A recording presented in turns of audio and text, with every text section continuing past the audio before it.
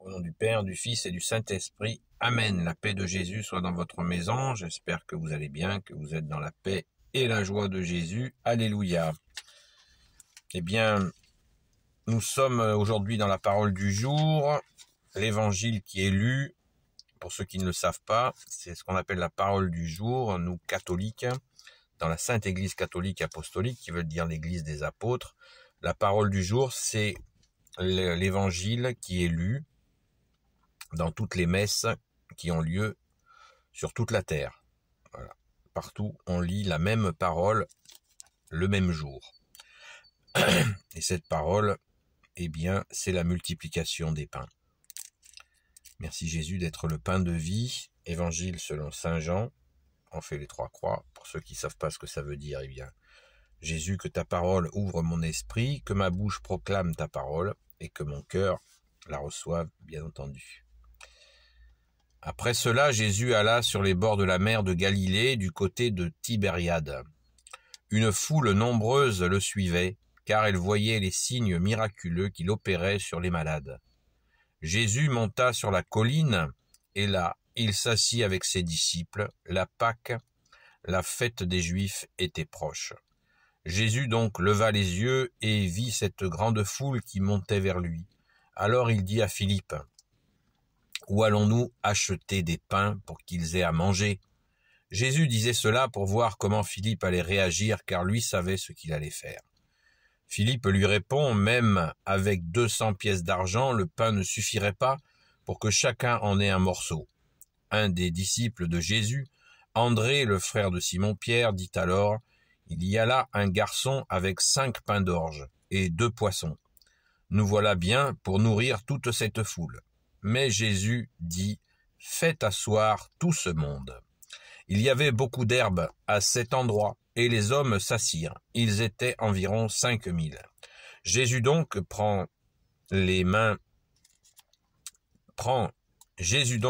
pains et rend grâce. Puis il en donne à ce monde qui s'est mis à l'aise, et il leur donne de même du poisson, autant qu'ils en veulent. Quand ils ont tous mangé à leur faim, Jésus dit à ses disciples, « Ramassez les morceaux qui restent, il ne faut rien perdre. » On les ramasse donc, et on remplit 12 corbeilles avec les débris des 5 pains d'orge, tout ce qu'on n'avait pas mangé. Alors, à la vue du signe que Jésus venait de faire, les gens commencèrent à dire, « Cet homme est vraiment le prophète qui doit venir dans le monde. » Jésus comprit qu'ils allaient l'enlever pour le proclamer roi. Alors, une fois de plus, il les laissa et s'en alla tout seul dans la montagne. En fin de journée, les disciples descendirent vers le rivage. Merci Jésus pour ta parole. Alléluia. La multiplication des pains, on voit que il y a donc là la multiplication des pains. Que dire de plus? Si ce n'est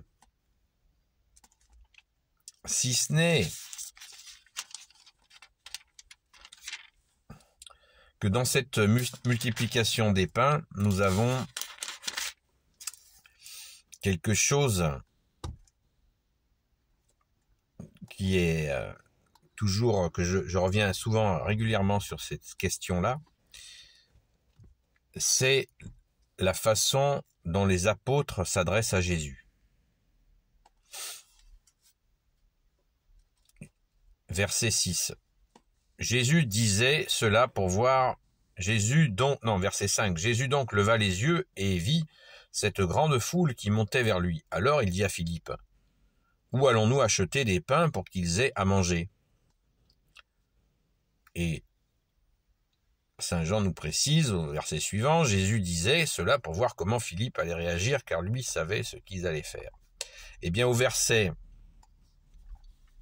7 et 9, jusqu'à 9, nous avons un élément très important, à mon sens, qui nous donne la façon dont les apôtres s'adressaient à Jésus.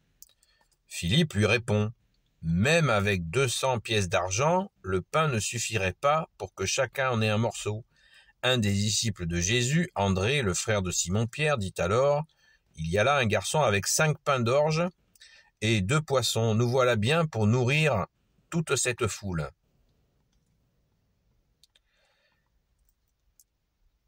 Essayons de rentrer dans ce contexte de la relation entre Jésus et ses disciples.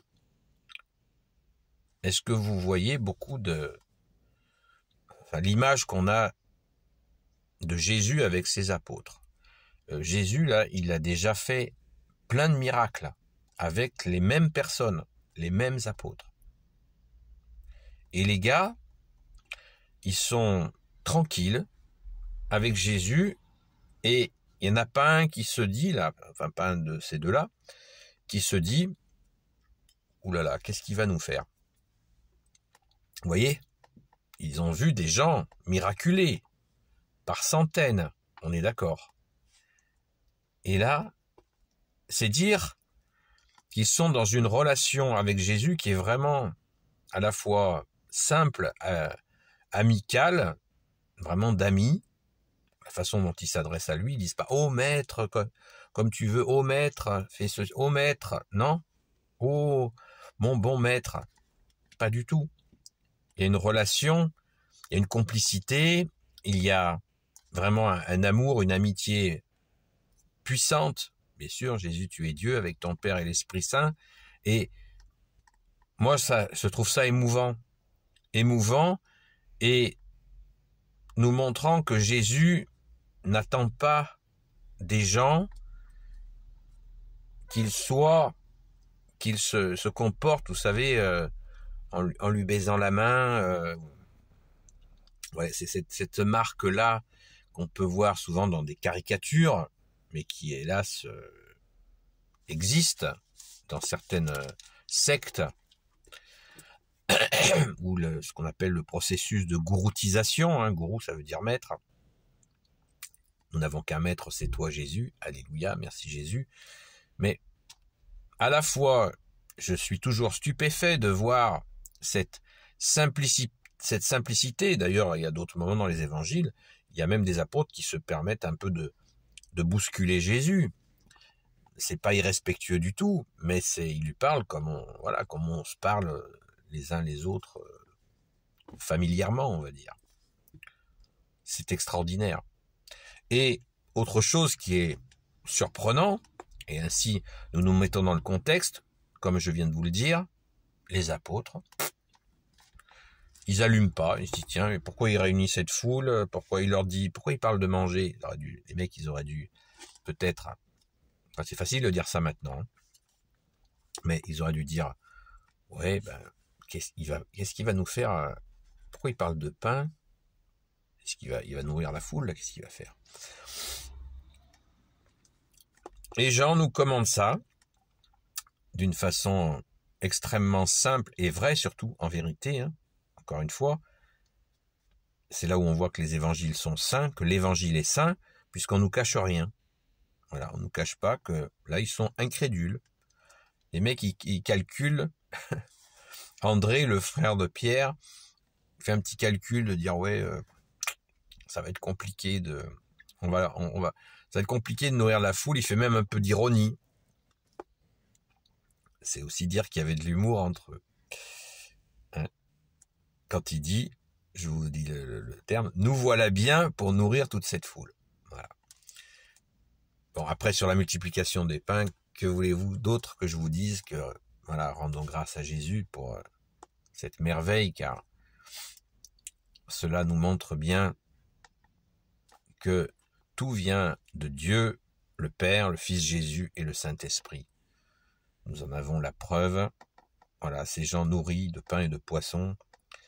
Et c'est juste merveilleux. On peut ça nous donne une joie intense dans le cœur d'imaginer ces gens qui ont mangé des pains du miracle. Voilà. Et c'est Jésus qui donne le pain de vie. Et le poisson aussi, il a beaucoup de signification. Merci Jésus. C'est juste, c'est magnifique. Et pour pas faire trop long, bien sûr, les gens, quand ils voient ça, ils ont envie de faire de Jésus leur roi, et Jésus ne le veut pas, parce que vous savez que Jésus ne veut pas